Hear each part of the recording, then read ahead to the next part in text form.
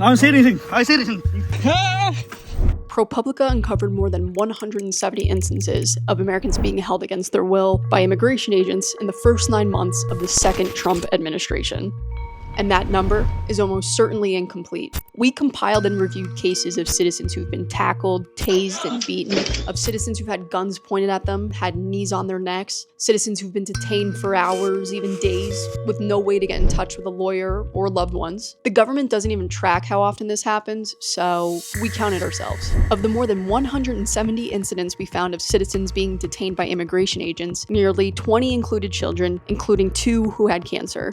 In September, the Supreme Court allowed immigration agents in the LA area to consider race, among other factors, during sweeps, giving them broader authority to detain anyone they suspect is undocumented. We found more than 50 cases where Americans were held because agents questioned their citizenship. They were almost all Latino. We also tallied about 130 Americans who were arrested by immigration agents after being accused of assaulting or impeding officers at protests or during immigration sweeps. You're making this more complicated than you want to. Leonardo Garcia Venegas was filming his brother's arrest in Alabama when immigration agents grabbed and detained him, according to footage from the scene. Garcia Venegas said he had his real ID in his pocket, but the agents dismissed it as fake.